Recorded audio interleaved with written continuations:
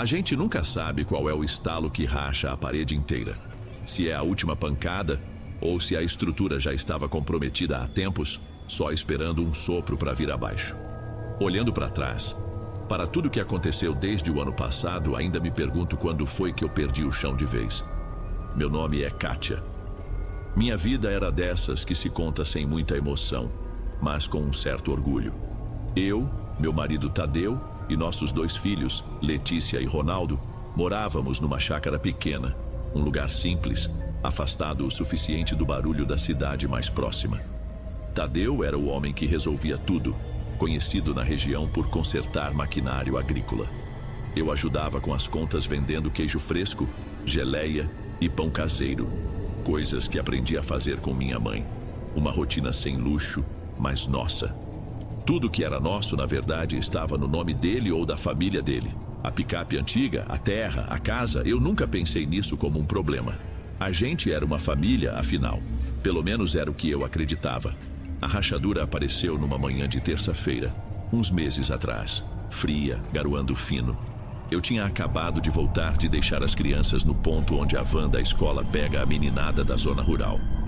Minha amiga Celeste estava comigo, sentada na cozinha tomando um café quente enquanto o cheiro da lenha queimando no fogão se misturava ao da conversa. Foi quando meu celular, um aparelho simples que ficava sempre no silencioso, começou a vibrar sem parar na mesa. 1, 2, 5 vezes. Era um número que eu não conhecia, uma sequência de notificações do aplicativo de mensagens. A curiosidade foi mais forte. Abri a primeira. Era uma foto. A qualidade era ruim, granulada, mas eu reconheci na hora. Era o Tadeu encostado numa parede de blocos de um galpão que eu conhecia bem, conversando perto demais de uma moça. Viviane. Eu só a conhecia de vista, da feira. Abri a segunda foto. Os 2 dançando, abraçados. A terceira, a quarta, a última. Um beijo. Não era um selinho.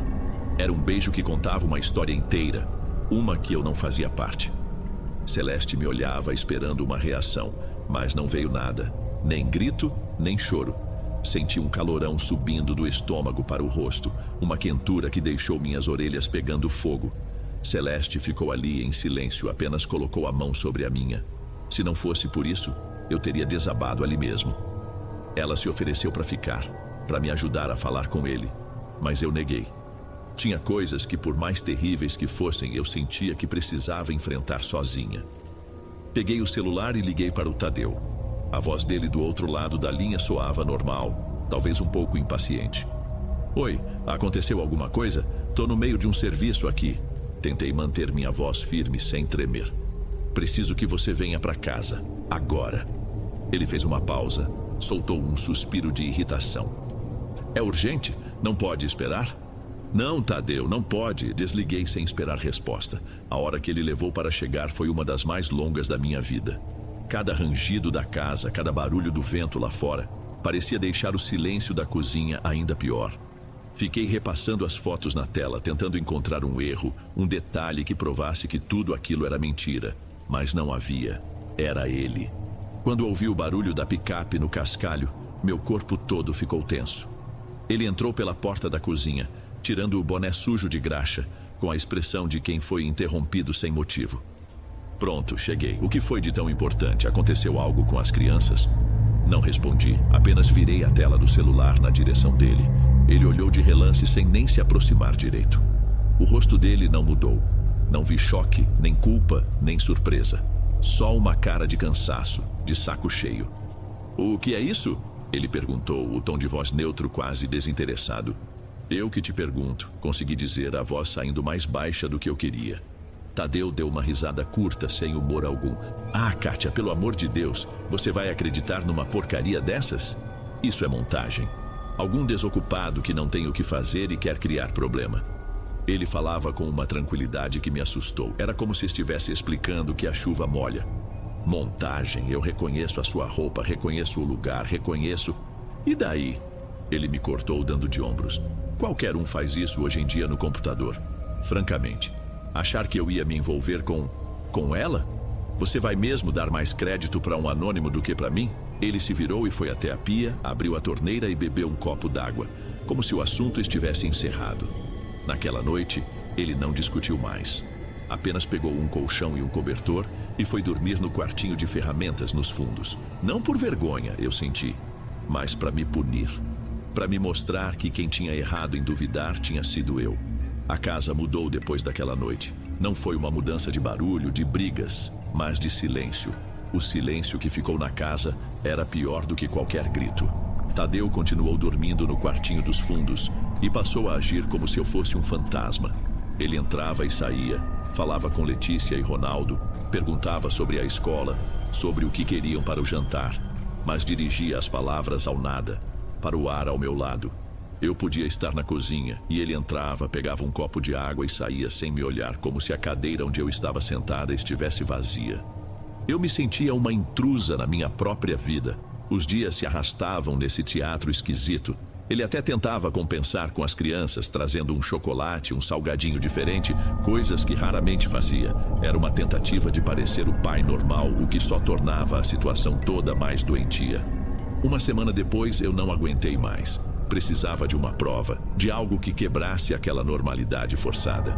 Fui até o galpão onde ele guardava as ferramentas com a desculpa de procurar um saco de farinha. E ela estava lá, Viviane, organizando umas peças numa prateleira como se fosse a dona do lugar. Ela me viu, Tadeu também. Ele não se virou, não disse uma palavra. Apenas continuou o que estava fazendo, me dando as costas. O recado era claro, eu não significava nada. Voltei para casa sentindo um amargo na boca. A indiferença dele doía mais do que uma confissão. As coisas só pioraram. As poucas vezes que ele falava comigo era para começar uma discussão por um motivo qualquer. O trinco da janela que estava frouxo, uma conta que chegou mais alta. Eram explosões curtas, frias, que terminavam com ele dizendo que eu não fazia nada direito. Comecei a ouvir ele andando pelo quintal de madrugada, os passos indo e vindo na terra batida, como um animal enjaulado. Num sábado, depois de uma briga mais feia por causa de dinheiro, eu disse: "Se você não está feliz aqui, Tadeu, a porta está aberta, vai embora." Ele se virou para mim e pela primeira vez em semanas me olhou nos olhos.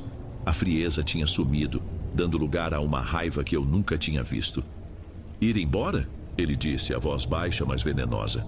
"Você está louca? Esta casa é minha. Essa terra é minha. Se alguém tem que sair, não sou eu.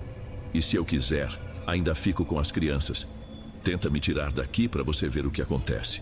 Naquela noite, eu tranquei a porta do quarto, abracei meus filhos e fiquei escutando os barulhos da casa, pensando que o homem com quem eu tinha dormido por 17 anos tinha se transformado num completo estranho, um estranho que me ameaçava dentro da minha própria casa. No dia seguinte à ameaça, Tadeu não estava em casa quando acordei. Havia apenas um bilhete amassado sobre a mesa da cozinha. Depois passo para pegar minhas coisas. Senti um alívio que me deu até vergonha, mas que de fato durou pouco. Eu sabia que precisava me proteger meus filhos. Juntei o pouco dinheiro que tinha e fui até a cidade procurar um advogado. Encontrei um num escritório pequeno em cima de uma loja de tecidos. Ele me ouviu com atenção, disse que era um caso claro de união estável, que eu tinha direitos. Saí de lá com um pingo de esperança. Uma semana depois, o advogado me ligou. A voz dele era outra, sem jeito. "Dona Kátia, olha, eu sinto muito, mas não vou poder continuar com seu caso." Fiquei sem entender. "Como assim, doutor? Aconteceu alguma coisa?" Ele hesitou antes de responder. "Seu marido me procurou. A oferta dele para me contratar foi... Bom, digamos que eu não pude recusar. Sinto muito mesmo." A ligação terminou e eu fiquei olhando para o nada. Senti como se tivessem me tirado o ar. O sistema, a justiça, tudo parecia ter um preço. E Tadeu podia pagar. Não deu nem tempo de procurar outro.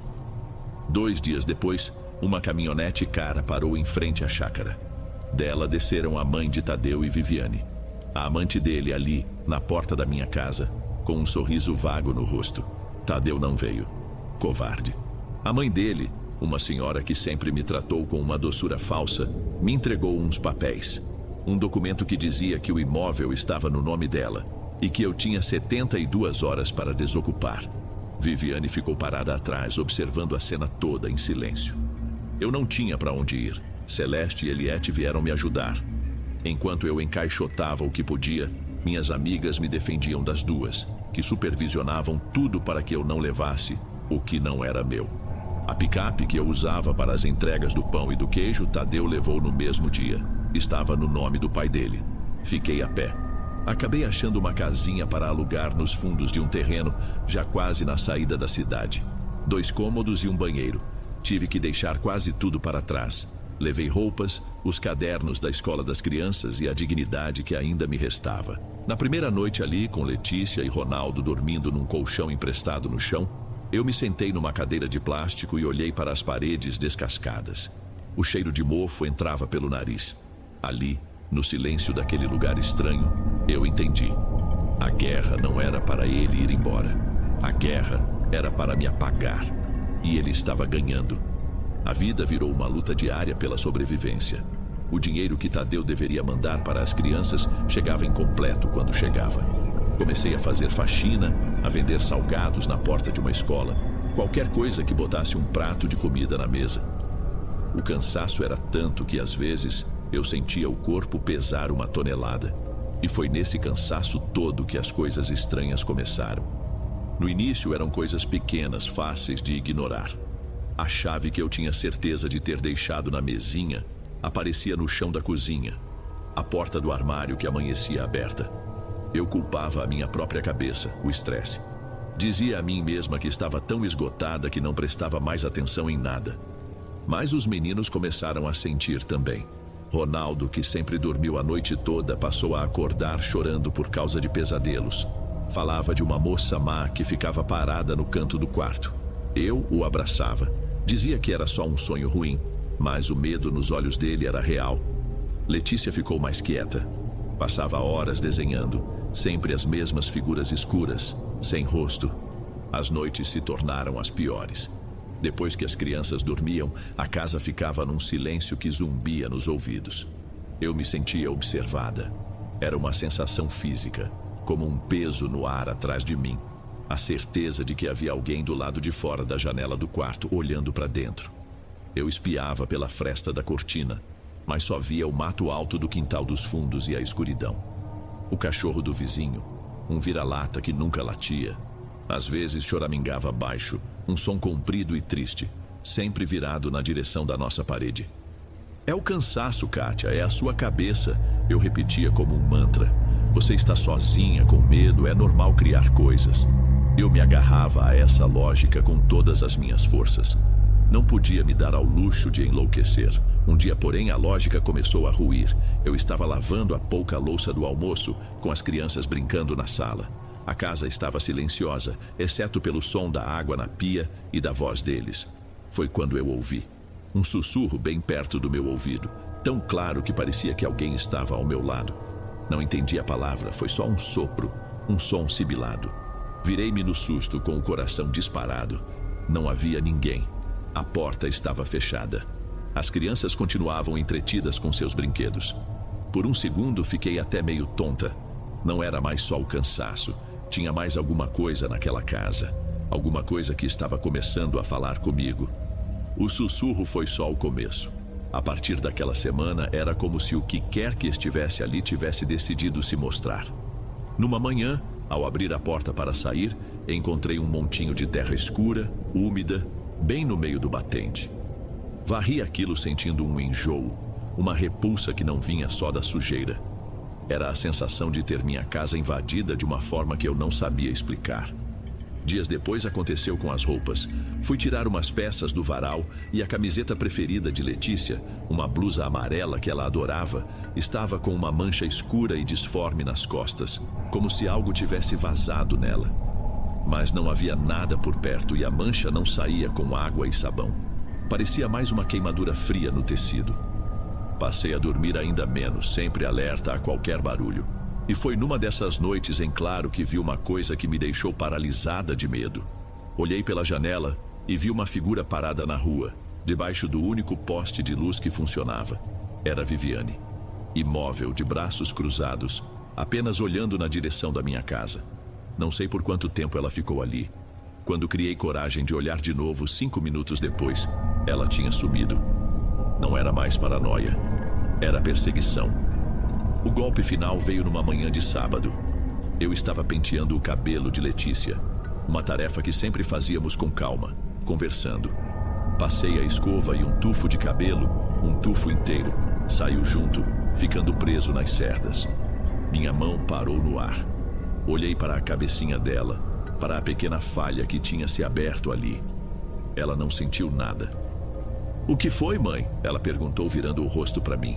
"Nada, filha, só um nó que enroscou", mas minha mão tremia tanto que mal consegui terminar de prender o cabelo dela. Naquele momento, o medo que me acompanhava se transformou em algo físico. Uma pressão na garganta que me impedia de respirar. Aquilo não estava mais me atingindo só a mim, estava tocando nos meus filhos. Desesperada, contei tudo para a Eliette. Ela me ouviu com uma seriedade que eu nunca tinha visto nela. Quando terminei de falar sobre o cabelo de Letícia, ela não hesitou. "Kátia, você vai procurar a Dona Araci." Dona Araci era uma senhora, uma rezadeira que morava do outro lado da cidade e que muita gente procurava em silêncio. Eu nunca tinha acreditado muito nessas coisas, mas agora eu não tinha mais no que não acreditar. Fui no mesmo dia. A casa dela era simples, com um portão de ferro e um cheiro forte de ervas que vinha de dentro. Dona Araci me recebeu, uma mulher de uns 70 anos, com um olhar que parecia saber de tudo que eu estava passando. Ela não me pediu para contar a história, apenas me mandou sentar e ficou me olhando por um tempo. Depois se levantou e andou pela minha casa, que descrevi em detalhes. Quando voltei a falar, ela me interrompeu. "Minha filha, o que tem na sua vida não é espírito perdido, não é assombração de lugar antigo", disse ela, a voz rouca, mas firme. "O que tem aí é maldade. Maldade de gente viva que pagou para te derrubar. Isso é trabalho encomendado. É um ódio que quer te ver secar até a raiz, você e suas crianças. E a força por trás disso é escura. Dona Araci me deu uns galhos secos para queimar e um saquinho com sal grosso para colocar nos cantos da casa. Fiz tudo o que ela mandou, com a fé de quem não tem mais a quem recorrer. Mas não adiantava nada, ou quase nada. A maldade, como ela mesma disse, era mais forte. As coisas pioraram de um jeito assustador. As pancadas no teto começaram. Eram secas, ritmadas, como se alguém andasse de um lado para o outro no forro, bem em cima do nosso quarto todas as noites. Ronaldo acordava com febre alta que sumia pela manhã. Levei-o ao posto de saúde 3 vezes. Os médicos diziam que era viral, estresse, falta de vitamina. Nunca encontravam nada. Letícia parou de falar da moça má dos sonhos porque começou a vê-la acordada. "Mãe, ela tá ali na porta." Ela sussurrou uma tarde, apontando para o corredor vazio, os olhos arregalados. Eu não via nada, mas o pavor no rosto da minha filha era a coisa mais real do mundo. O cerco se fechou do lado de fora também. A fofoca na cidade tinha me transformado numa espécie de bruxa. Mães proibiam os filhos de brincar com os meus na escola. No mercado, as pessoas mudavam de corredor para não cruzar comigo. Celeste e Eliette ainda me ligavam, mas já não vinham mais me visitar. Eliette, na última vez que falou comigo, confessou com a voz embargada que tinha sonhado com uma mulher de preto rondando a casa dela. O meu medo estava passando para elas. Foi nesse inferno que a notificação oficial chegou. Tadeu estava pedindo a guarda total das crianças. O processo era uma coleção de mentiras cruéis. Havia depoimentos de vizinhos dizendo que eu gritava à noite, que a casa vivia suja, que eu parecia desequilibrada. A perseguição que eu sofria estava sendo usada como prova da minha loucura. Voltei do trabalho num fim de tarde e encontrei a porta da frente apenas encostada. Meu coração já sabia. Entrei devagar. A casa estava revirada, mas nada tinha sido roubado. Sobre a nossa pequena mesa havia uma boneca, feita de cera escura retorcida com um pedaço de pano rasgado da minha blusa amarrado no peito. Cravados nela, vários alfinetes de cabeça preta. Eu quis gritar, mas o som não saiu. Meu corpo queria correr, sumir dali, mas minhas pernas pesavam toneladas. Eu não podia. Meus filhos iam chegar da escola a qualquer momento. Peguei aquela coisa com a ponta dos dedos, usando um saco plástico, e joguei no terreno baldio o mais longe que pude, rezando sem parar. Naquela noite o ataque foi direto. Não eram mais só barulhos. Eram arranhões na porta do quarto, fortes, violentos, como se um bicho quisesse entrar. As luzes piscavam e apagavam. A água da torneira saiu turva com um cheiro forte de ferrugem e lama. Abracei meus filhos na cama, os dois tremendo, e ali ficamos, no escuro, ouvindo nossa casa ser violada por uma força invisível. esperando pelo dia da audiência que decidiria nosso futuro, sentindo que a gente não tinha mais chance. O dia da audiência chegou cinzento, pesado. Fui com Celeste, que, apesar do medo, insistiu em me acompanhar. Tadeu e Viviane já estavam lá, sentados juntos. Ele com uma expressão séria, de homem injustiçado. Ela com um ar de superioridade, me olhando como se eu fosse um inseto. Quando o juiz me deu a palavra, eu não acusei, não gritei. Apenas contei, com a voz embargada, a minha rotina. O que eu cozinhava para os meus filhos, como os ajudava com a lição, como os abraçava à noite quando tinham pesadelos. Falei que meu único crime tinha sido tentar protegê-los. A sentença saiu no mesmo dia. A guarda continuaria comigo. O juiz, porém, me olhou com frieza e listou uma série de condições, como se eu estivesse em liberdade condicional. Manter um emprego, apresentar relatórios da escola, garantir um ambiente saudável. Saí de lá com um alívio que não tinha gosto de vitória. Tinha gosto de trégua. Tadeu me fuzilou com os olhos ao sair. Não era um olhar de derrota, era de promessa. Naquela noite, pela primeira vez em meses, eu respirei um pouco mais fundo. Fiz um jantar melhor para as crianças, um macarrão com molho, a comida preferida deles. Por umas 2 horas, fomos uma família normal de novo. Coloquei os dois para dormir e, exausta, apaguei na minha cama. Acordei no meio da madrugada com um grito de Letícia. Corri para o quarto dela. Ela estava sentada na cama, pálida, os olhos fixos num canto escuro. "O que foi, meu amor? Outro pesadelo?" Ela virou o rosto para mim, e o que vi ali me paralisou. Não era medo. Era uma calma estranha, vazia. "Ela não foi embora, mãe." Letícia disse, a vozinha soando diferente e oca. Ela falou comigo. Disse que agora que o papai não pode mais te tirar daqui, ela mesma vai ficar, para cuidar da gente. Senti um frio por dentro, um arrepio que não era do tempo lá fora. Naquele instante, olhei para a janela do quarto e eu vi. Não era uma sombra, não era um vulto. Era a silhueta nítida de uma mulher alta e magra, parada do lado de fora no escuro, recortada contra a noite. Ficou ali por uns 10 segundos, tempo suficiente para que eu soubesse que não era imaginação. Depois, simplesmente se dissolveu na escuridão. Isso foi há quase 1 ano. Tadeu nunca mais nos procurou. A pensão, o pouco que era, ele deposita todo mês. Os ataques violentos na casa pararam, mas a presença nunca foi embora. Ela cumpriu a promessa, continua aqui. Às vezes, sinto o ar gelar num cômodo. Às vezes, vejo um movimento rápido pelo canto do olho. Letícia e Ronaldo crescem com essa sombra por perto, uma quietude que não é de criança. Eu aprendi a conviver com a cicatriz. Não sei dizer onde termina a maldade humana e onde começa a do outro mundo. Talvez sejam a mesma coisa, uma alimentando a outra.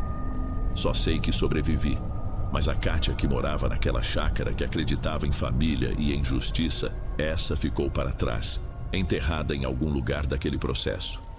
Hoje, eu apenas respiro, um dia de cada vez, e rezo para que a noite passe rápido.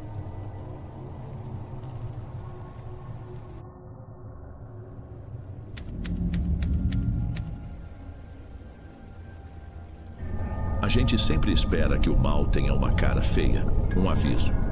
Mas às vezes ele vem disfarçado da gentileza que você mais precisava ouvir naquele momento. O meu, pelo menos, veio assim.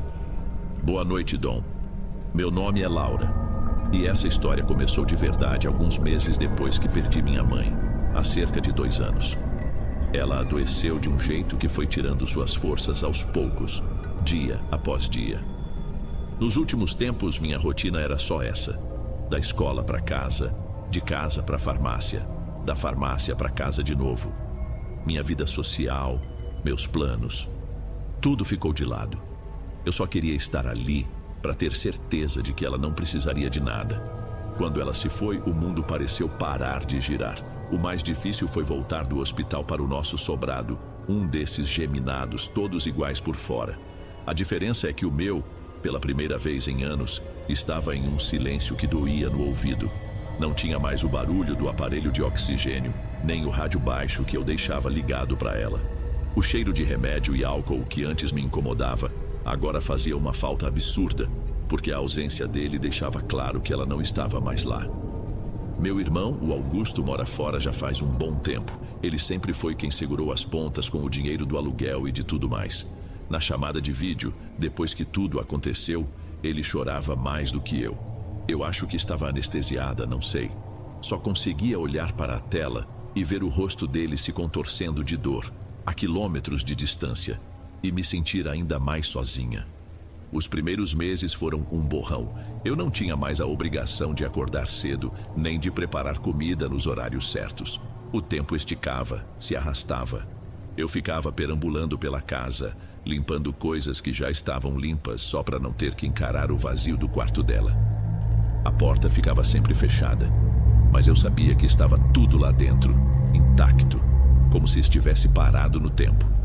Eu não tinha rumo e, para ser sincera, não tinha nem forças para procurar um. A necessidade de pagar as contas foi o que me forçou a sair daquele casulo. Comecei a imprimir currículos em uma papelaria de bairro e a andar, entregar em cada loja que via pela frente. Consegui um trabalho em uma loja de calçados populares no centro. A dona era uma mulher amarga, que parecia desconfiar de cada movimento que eu fazia. Durou 2 semanas.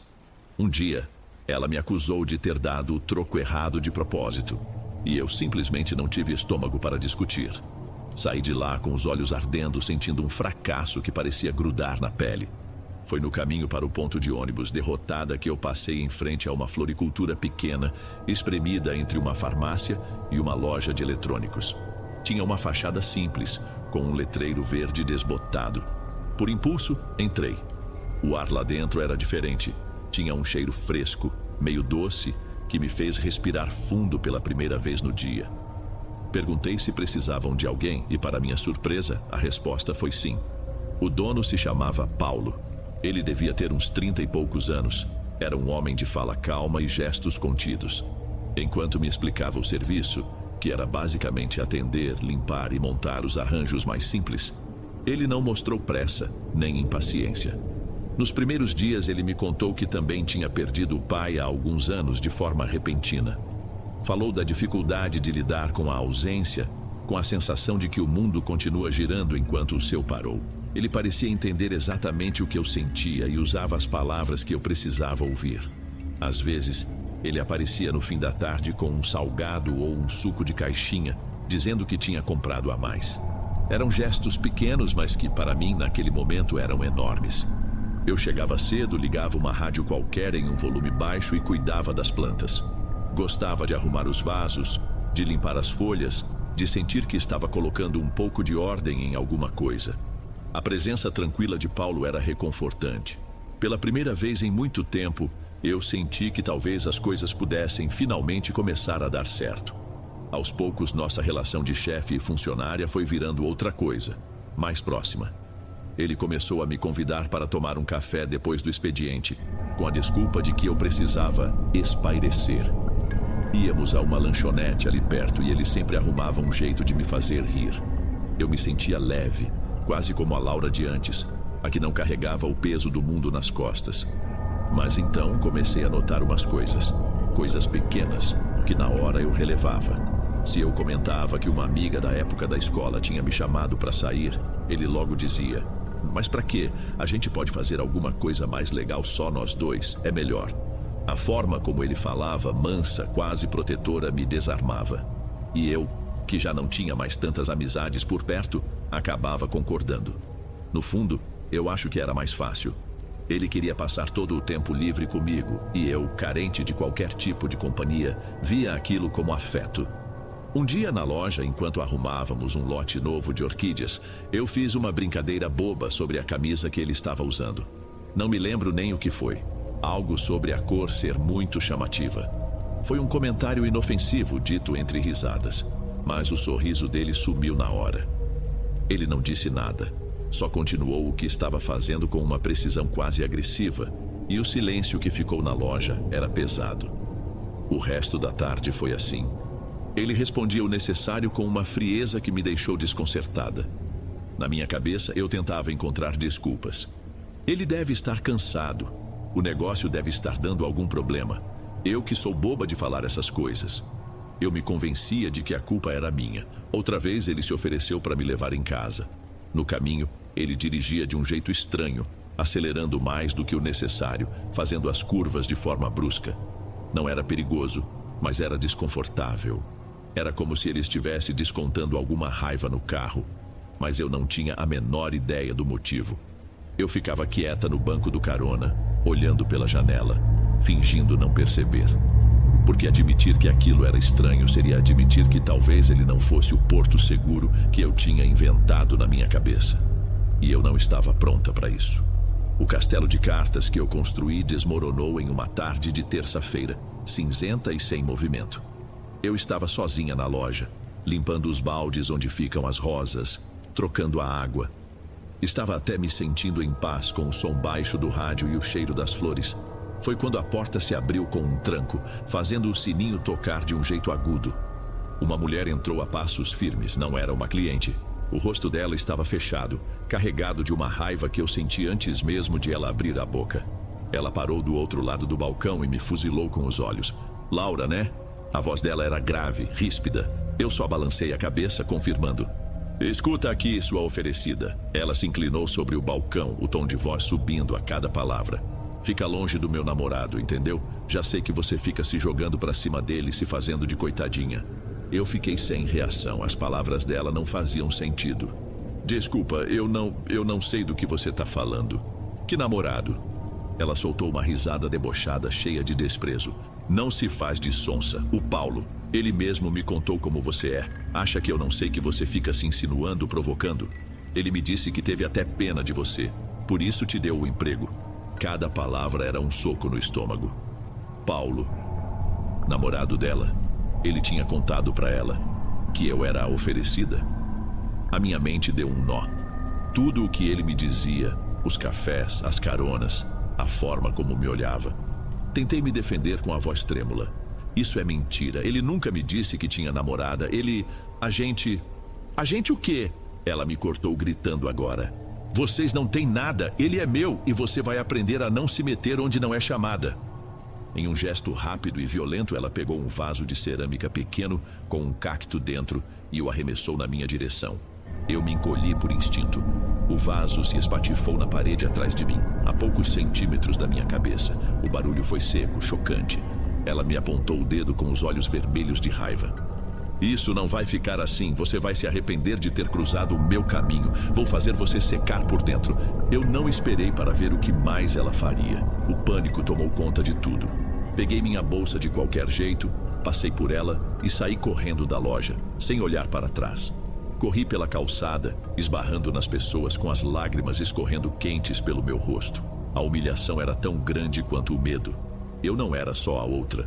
Eu era a outra que tinha sido enganada e transformada em vilã na história que ele contou para a mulher que realmente importava. Cheguei em casa sem saber como, as pernas tremendo tanto que mal consegui girar a chave na porta. Me joguei na cama e chorei. Chorei de raiva, de vergonha, de me sentir a pessoa mais idiota do mundo. Todas as peças se encaixaram de uma vez. O motivo de ele nunca me adicionar em rede social nenhuma, as vezes em que ele sumia nos fins de semana, os gestos dele que pareciam carinho, mas eram só controle. Eu tinha sido um passatempo, um brinquedo. Decidi que não voltaria mais àquela loja. Bloqueei o número dele. Eu só queria apagar tudo aquilo da minha vida. Mas não foi tão simples. Na manhã seguinte bateram na minha porta. Espiei pelo olho mágico e senti um nó no estômago. Era ele, parado no meu portão, com uma expressão que eu não soube decifrar. Abri só uma fresta. Vai embora, Paulo, eu não quero falar com você. Laura, por favor, me escuta. Ele tentou forçar a porta com a mão. A voz dele era baixa, suplicante. Eu não sei o que deu em mim. Me perdoa. Eu tô apaixonado por você. O cinismo dele me deu um enjoo. Apaixonado? E a sua namorada? Ele hesitou por um segundo e então veio a frase que decidiu tudo. É complicado, eu amo as duas. Com você é diferente, você é especial. A gente pode dar um jeito, ninguém precisa saber. Senti o ar me faltar, fechei a porta na cara dele com toda a força que eu tinha e tranquei. Ele ainda bateu mais algumas vezes, me chamou, mas eu fui para o fundo da casa e me encolhi, tapando os ouvidos. Depois daquele dia, ele começou a me cercar. Não era todo dia, o que era pior, porque eu nunca sabia quando ia acontecer. Às vezes o carro dele estava parado na esquina da minha rua quando eu saía para ir ao mercado. Outras vezes ele aparecia de repente no ponto de ônibus. Eu dava meia volta, mudava meu caminho, o coração batendo forte. A última vez que o vi foi uma semana depois. Eu estava voltando da padaria e ele me interceptou no meio da rua. Agarrou meu braço com uma força que eu não conhecia. "Escuta aqui", ele falou baixo entre dentes, o rosto a centímetros do meu. Aquele tom de voz manso tinha sumido completamente. "É melhor você não tentar fazer nenhuma gracinha. Não vai contar nada pra ela, tá me ouvindo? Você não sabe do que eu sou capaz." O medo me travou a garganta. Só consegui concordar com a cabeça. Ele me soltou com um empurrão e foi embora. Fiquei ali, parada no meio da calçada, sentindo a marca dos dedos dele no meu braço. Foi a última vez. Depois disso, ele sumiu. Simplesmente parou. O silêncio que se seguiu foi, por alguns dias, um alívio. Mal sabia eu que o verdadeiro inferno estava apenas começando. As primeiras 2 semanas sem sinal do Paulo foram de uma calma tensa. Eu ainda olhava por cima do ombro sempre que saía na rua, mas aos poucos fui relaxando. Comecei a achar que ele finalmente tinha desistido. A paz, no entanto, durou pouco. Ela só foi substituída por outro tipo de perturbação, uma que vinha de dentro. Começou com o sono. Eu nunca tive problemas para dormir, mas passei a ter pesadelos estranhos, confusos, que eu mal lembrava ao acordar. O pior era a forma como eu acordava. Sentada na cama, com o corpo rígido, ou às vezes de pé, no meio do quarto escuro, sem a menor ideia de como tinha me levantado. Sentia o coração disparado. Uma manhã, uma vizinha, a dona Jade, uma senhora que mora no sobrado em frente, me parou no portão enquanto eu saía para procurar emprego. "Menina, tá tudo bem por lá?" ela perguntou com uma genuína preocupação no olhar. "Tenho ouvido uns barulhos de noite, umas batidas. Ontem parecia que você estava discutindo com alguém." Eu gelei, garanti a ela que estava tudo bem, que devia ser só um sonho ruim. Mas as palavras dela ficaram ecoando na minha cabeça o dia todo. Depois vieram as coisas físicas. Meu cabelo começou a cair de um jeito assustador. No banho saíam tufos na minha mão. O ralo ficava entupido a cada lavagem. Eu me convencia de que era estresse, o luto atrasado, a tensão dos últimos meses. Mas era difícil ignorar. O mais nojento aconteceu durante o almoço. Eu estava comendo um prato de arroz e feijão e senti algo duro que estalou entre meus dentes. Cuspi a comida no guardanapo com ânsia de vômito. Revirei o que estava no prato, procurei no que tinha cuspido. No meio da comida havia uma coisa pequena, amarelada e pontiaguda. Parecia um dente. Um dente pequeno e torto, que com certeza não era meu. A partir dali, a sensação de que não estava sozinha em casa se tornou constante. Às vezes, sentada no sofá, eu sentia um calafrio repentino, como se alguém tivesse passado atrás de mim. De noite, deitada na cama, sentia afundamentos no colchão, como se uma pessoa pesada tivesse se sentado na beirada. Eu não via nada, não ouvia nada, mas sentia. E a frase daquela mulher voltava na minha mente como um sussurro: "Você vai me pagar." A noite em que toquei o fundo do poço é uma lembrança borrada, uma mistura de dor e pavor que até hoje me causa arrepios. Não sei dizer se eu estava dormindo ou acordada, mas a sensação era de que eu estava bem acordada, e isso era o pior. Eu estava deitada de barriga para cima e um peso esmagador se instalou no meu peito, me roubando o ar. Abri os olhos e a vi. Uma criatura esguia, muito escura, agachada sobre mim.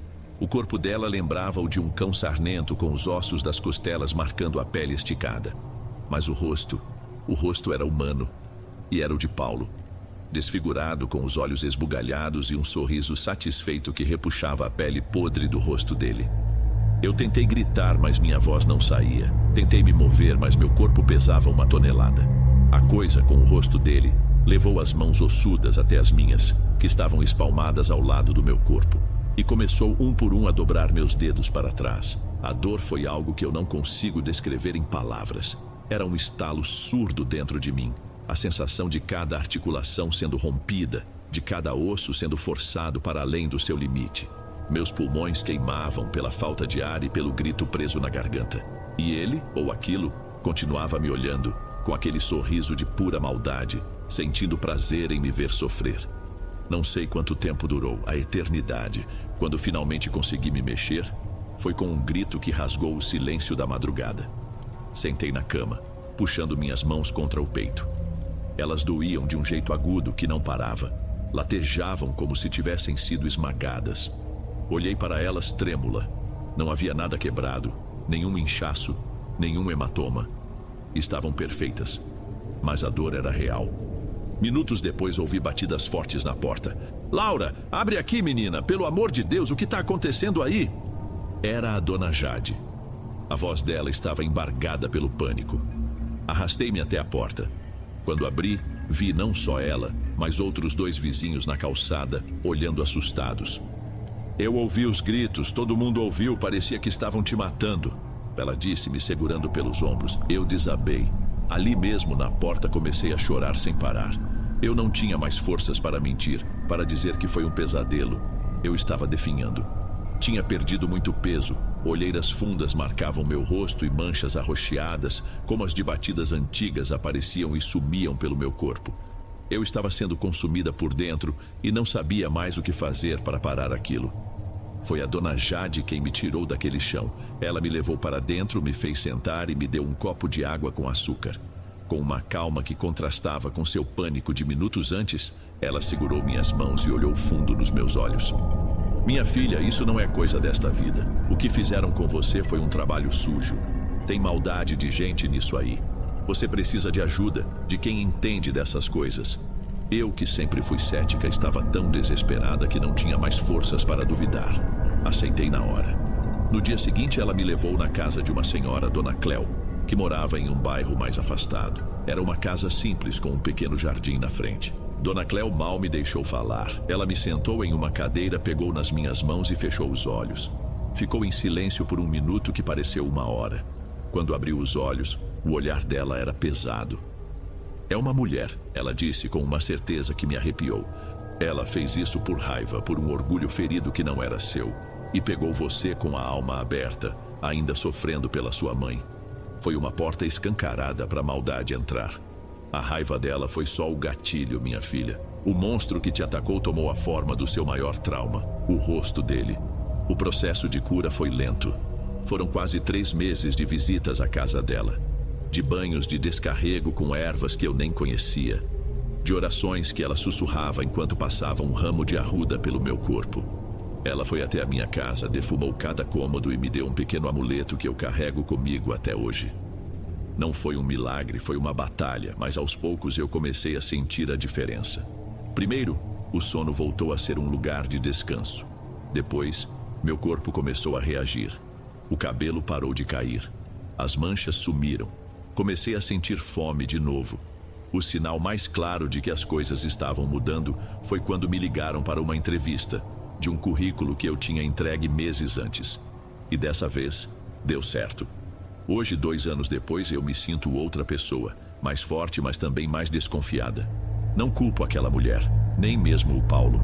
A maldade era deles, mas me culpo pela minha cegueira. Eu estava tão desesperada por um pouco de afeto, por alguém que preenchesse o vazio que minha mãe deixou, que ignorei todos os sinais. Eu me recusei a ver o que estava bem na minha frente.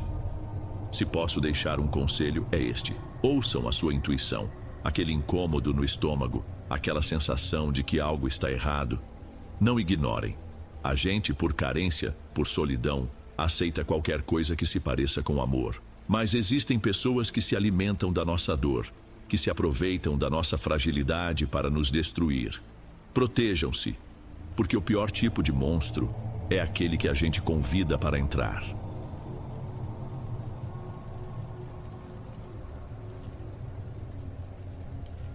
Antes de irmos para o último relato, se ainda estiver por aqui, comente o horário que está assistindo. Gosto de saber quem assiste os relatos até o final. Bem, vamos continuar.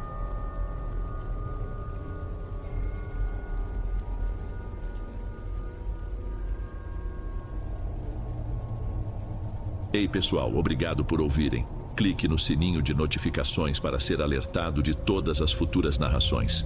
Lanço vídeos novos todos os dias por aqui. Espero te ver nos próximos. Agora na tela vou deixar outros 2 bons vídeos que sei que irão gostar. Te vejo por lá.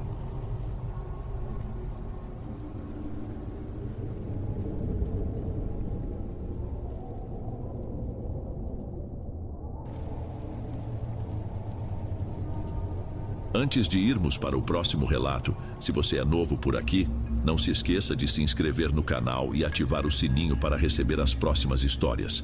Sua presença é importante e seu apoio é essencial. Bem, vamos continuar.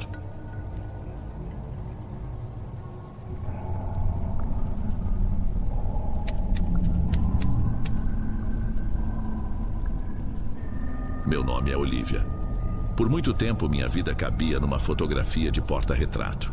Eu, meu marido Arnaldo e nossos 3 filhos, João, que na época tinha 12 anos e já se achava o dono do mundo, Lídia, com 9, sempre quieta e observadora, e o pequeno William, com seus 5 anos. A gente morava numa casa simples, a última de uma rua sem saída, com um quintal grande onde as crianças podiam gastar toda a energia. Arnaldo era caminhoneiro. Passava semanas na estrada, cruzando o país de ponta a ponta. A gente sempre sentia saudade, mas as ligações dele à noite, com a voz cansada e cheia de ruído da estrada, eram nosso jeito de encurtar a distância. A volta dele para casa era sempre uma festa. O barulho do motor do caminhão parando na rua fazia os cachorros da vizinhança latirem e as crianças correrem para o portão. Ele descia, abria aquele sorriso largo e a casa ficava completa de novo. Mas a nossa paz acabou há quase 2 anos, depois de uma viagem que ele fez para uma região mais isolada, uma rota que nunca tinha pegado antes. Foram quase 3 semanas com poucas notícias, o que já não era normal. Quando ele finalmente voltou, algo estava quebrado.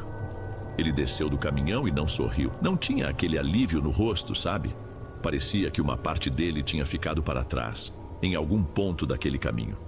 Ele abraçou as crianças de um jeito mecânico, quase por obrigação. À noite, na mesa de jantar, o silêncio dele era estranho, pesado. Foi muito puxado dessa vez, amor. Eu perguntei, tentando quebrar aquele gelo. Ele demorou a responder como se estivesse buscando as palavras num lugar muito distante. Foi tudo o que ele disse, mexendo na comida com o garfo sem realmente comer. Eu tentei me convencer de que era só cansaço. A estrada consome a gente, eu sei. Mas naquela madrugada, acordei e ele não estava na cama. Encontrei-o na sala, parado no escuro, apenas olhando para a parede vazia. Ele não se mexia, nem parecia respirar. Fiquei ali, na soleira da porta do corredor, senti meu coração martelando, sem coragem de chamar o nome dele. Aquele ali não parecia meu marido. Era um estranho. A estranheza daquela primeira noite se instalou em nossa casa e não foi mais embora. Arnaldo voltou para a estrada dias depois, e quando retornou, trouxe com ele uma mudança que eu não podia mais atribuir só ao cansaço. Ele abriu a mala na sala e as crianças se aproximaram, ainda esperando o pai de antes. Ele tirou de dentro uma pequena escultura de madeira escura, meio torta. Não dava para saber se era para ser uma pessoa ou um bicho. Tinha um formato alongado e uns entalhes que pareciam olhos, mas estavam no lugar errado. Era uma daquelas lembrancinhas de beira de estrada, mas tinha algo de feio nela, de inacabado. Ele a colocou na estante, entre uma foto nossa e os desenhos que as crianças faziam na escola. Parecia que o objeto sujava o lugar só de estar ali. A partir daí, tudo piorou. Arnaldo se tornou um homem irritado. Reclamava se o João ouvia música no quarto, gritava com a Lídia se ela demorava para atender a um pedido, e qualquer barulho do William era motivo para uma explosão. A comida estava sempre sem sal, a casa sempre bagunçada aos olhos dele. Ele passava horas na frente da televisão desligada, apenas sentado, olhando para o próprio reflexo na tela escura. As ligações da estrada pararam. Uma noite não aguentei mais. Encontrei-o sentado na beirada da cama de costas para mim. Arnaldo, conversa comigo. Pedi com a voz baixa para não acordar as crianças. O que está acontecendo? Se eu fiz alguma coisa? Ele se virou devagar. Por um segundo eu vi um lampejo de desespero nos olhos dele. O meu Arnaldo estava ali, em algum lugar, preso. Eu não sei, Olivia. Ele sussurrou, e a voz dele era de pânico. Tem alguma coisa... Ele não completou a frase. Seu rosto se fechou de repente como uma porta batendo. A expressão de pânico foi substituída por uma raiva fria. Me deixa em paz, vai dormir. Ele rosnou e virou para a parede. Fiquei ali parada, sentindo um arrepio que não era de frio. Não era só um casamento em crise. Havia algo mais ali. Era como se ele estivesse sendo pilotado por outra pessoa. e essa pessoa me odiasse. Comecei a sentir uma aversão física da sala, especialmente da estante. Às vezes, quando passava por ali, sentia um ar diferente, e meu olhar sempre acabava indo para aquela figura de madeira. Ela parecia me observar. Uma coisa feia, morta, mas que de alguma forma estava mais viva do que qualquer outra coisa naquela casa. Aquele sentimento ruim se enraizou nas paredes de casa. Começou a não depender mais da presença de Arnaldo. Mesmo quando ele estava na estrada, o lar que antes era meu refúgio se tornou um lugar estranho, cheio de cantos que eu evitava olhar. O ar ficou viciado. E então, a coisa que vivia com a gente começou a se mostrar. Começou com o William. Eu o ouvia conversando sozinho no quarto, o que era normal para uma criança de 5 anos. Mas a conversa foi ficando diferente. Eram diálogos com pausas longas, como se ele esperasse por uma resposta. Uma tarde entrei no quarto e ele estava sentado no chão de frente para o armário aberto, falando baixinho. "Com quem você está falando, meu filho?" Perguntei, me agachando ao lado dele. Ele olhou para mim com aqueles olhos grandes e sérios. "Com a moça." Aquilo me deu um calafrio, mas eu sorri fingindo normalidade. "É? E o que a moça está dizendo?" "Ela disse que você não gostou do presente que o papai trouxe." Ele apontou com o queixo na direção da sala. "Ela disse que foi ela que mandou ele trazer." Naquele momento eu entendi que não tinha nenhuma explicação lógica para aquilo. Eu senti uma náusea, uma vontade de correr e arrancar aquela maldita estátua da minha estante e quebrar em 1000 pedaços. Mas eu não podia assustar meu filho. Os eventos pioraram. Um cheiro doce e enjoativo, como de flores velhas e água parada, aparecia do nada na casa, principalmente perto do quarto das crianças, e sumia em minutos. Certa manhã, encontrei a foto do nosso casamento que ficava na sala, virada com o vidro para a parede. Arnaldo estava viajando. João e Lídia juraram que não tocaram em nada. William disse que a moça não gostava daquela foto. A gota d'água foi numa noite de sábado. Acordei com um som de arrastado vindo da cozinha. Fui até lá na ponta dos pés.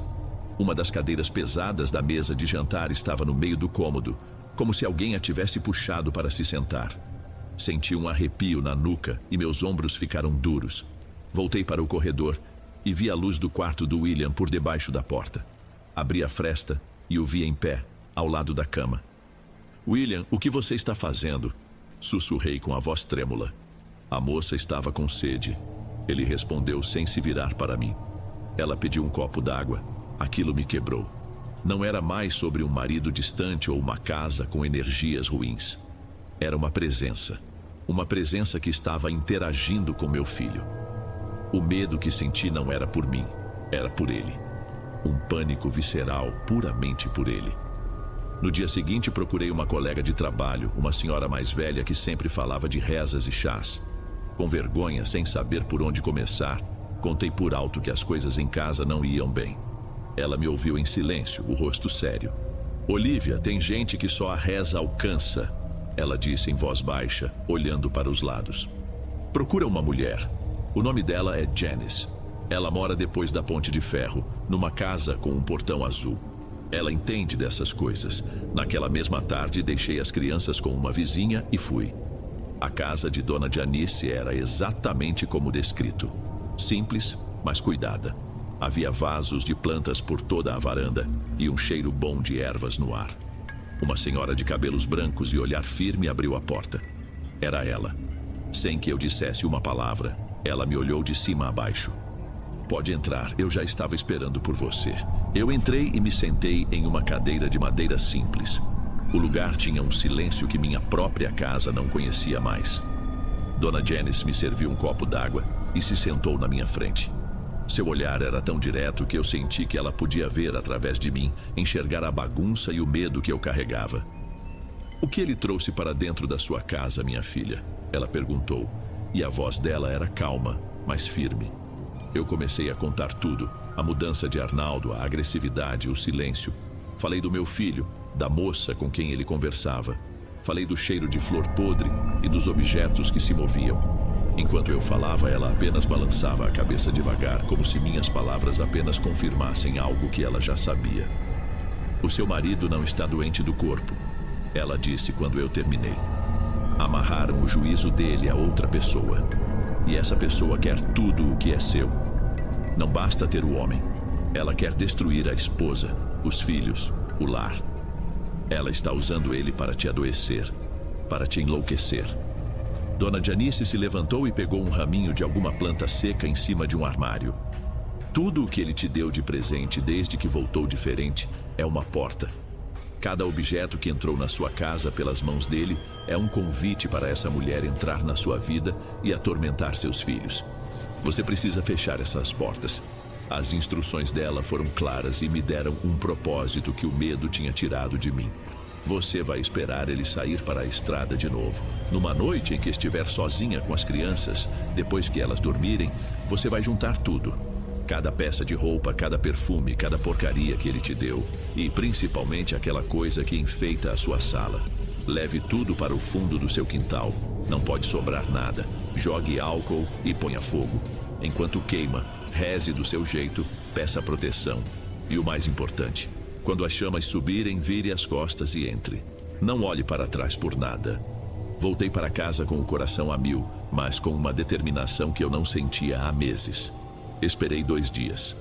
Na sexta-feira, Arnaldo saiu para mais uma viagem curta. A despedida foi fria como sempre.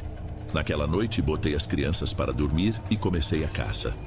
Abri o guarda-roupa e puxei uma camisa feia que ele me deu e que eu nunca tive coragem de usar. Juntei uns panos de prato com estampas esquisitas, um frasco de perfume barato que me dava dor de cabeça. Fui juntando tudo em um saco de lixo preto. Por último, fui para a sala. A figura de madeira estava lá, na estante, entre as fotos dos meus filhos sorrindo. Quando minha mão a tocou, senti um frio esquisito, como se a peça tivesse uma temperatura própria, mais baixa que a do ar ao redor. Era pesada, mais pesada do que parecia. Levei o saco para o fundo do quintal. A noite estava abafada e sem vento. Derramei a garrafa de álcool sobre o monte de objetos. Minha mão tremia tanto que quase não consegui riscar o fósforo. Na terceira tentativa, a chama pegou. Um fogo azulado subiu rápido e com ele um vento repentino surgiu do nada, quase apagando o fogo. As chamas ondularam e produziram um zunido agudo, um som fino que parecia um grito. Fiz o que Dona Janice mandou. Fechei os olhos, rezei um Pai Nosso embolado e, sem olhar para a fogueira, virei e entrei em casa, trancando a porta atrás de mim. Lá dentro o ar estava diferente, leve. O silêncio era apenas silêncio, não uma espera. Pela primeira vez em meses, eu respirei fundo sem sentir que algo me observava. Eu tinha vencido uma batalha. O que eu não sabia era que eu tinha acabado de declarar uma guerra. A calmaria durou 3 dias. 3 dias em que eu quase me convenci de que tudo tinha sido um surto, uma fantasia criada pela crise no meu casamento. Nesses 3 dias, meus filhos voltaram a sorrir. A casa ficou silenciosa e eu dormi a noite inteira. Foi a última vez que tivemos paz. Arnaldo voltou no domingo à noite. Ele parecia ter envelhecido 10 anos em 2 dias. Estava mais magro, com a pele pálida e olheiras fundas, como se não dormisse. Entrou em casa e seu olhar varreu a sala. Ele parou encarando a estante agora vazia. "Onde está?" ele perguntou a voz rouca. "O quê?" "Aquela peça, a que eu trouxe da viagem, onde está?" "Eu joguei fora, Arnaldo, joguei fora todo o lixo que você andava trazendo para dentro de casa." A reação dele não foi de raiva, foi de puro pavor. Seus olhos se arregalaram e ele deu um passo para trás, como se eu tivesse confessado um assassinato. "Você não devia ter feito isso", ele falou entre os dentes e então a expressão mudou. A raiva veio, mas era uma raiva desesperada, sem força. Ele socou a parede, mas o som foi fraco. Depois, ele apenas se sentou no sofá e ficou ali, mudo pelo resto da noite. Foi a última noite dele em casa e foi a pior de todas.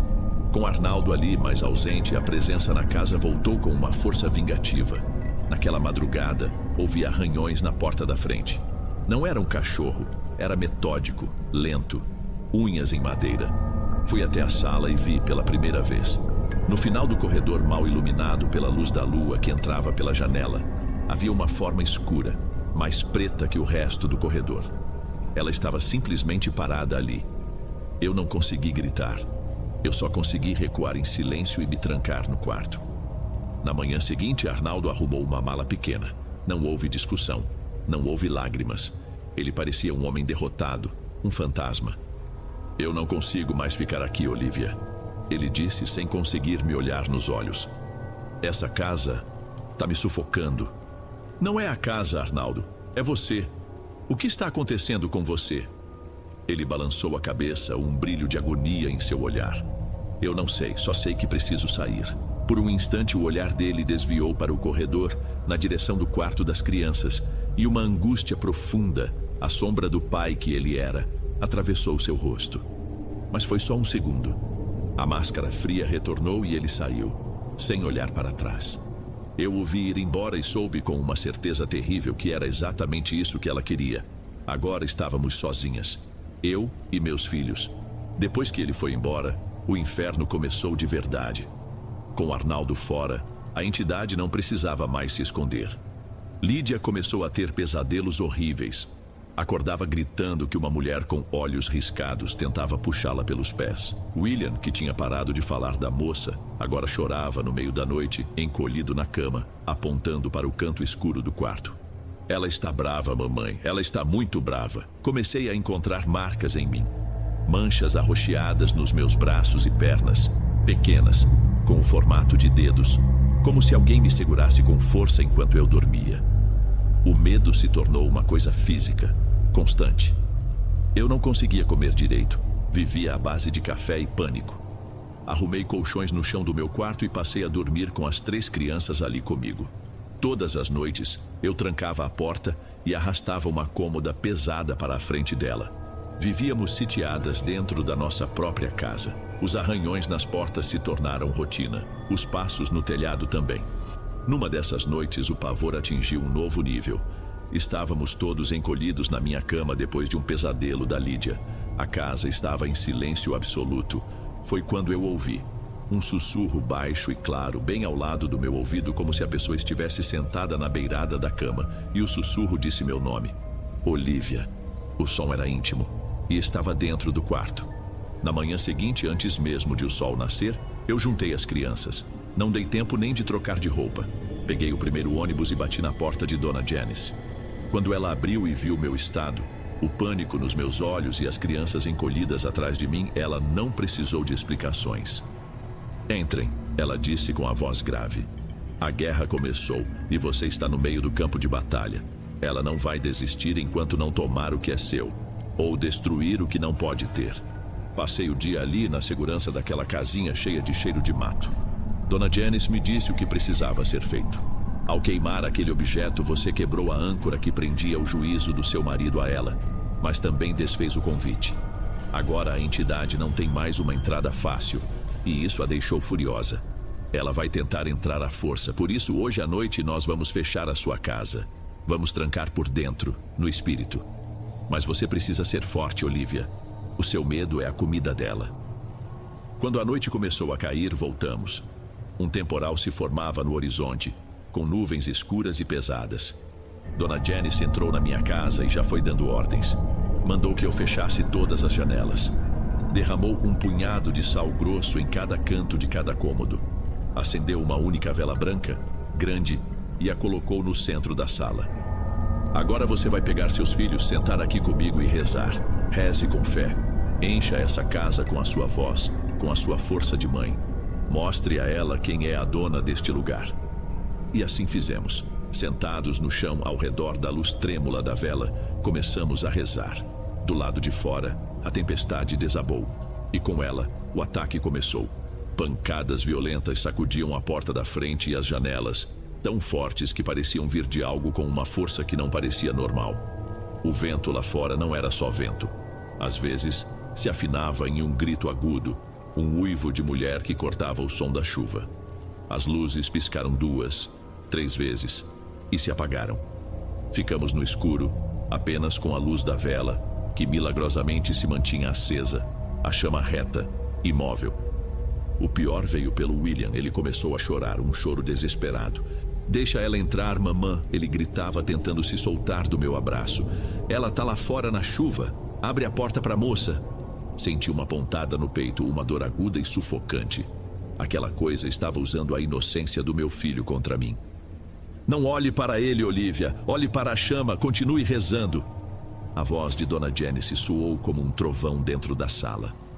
Sua voz me deu força. Apertei meus filhos contra mim e rezei como nunca. A voz alta, mais alta que a chuva, mais alta que as pancadas, mais alta que o choro do meu filho. De repente, a porta da frente sofreu um impacto tão violento que a parede inteira tremeu.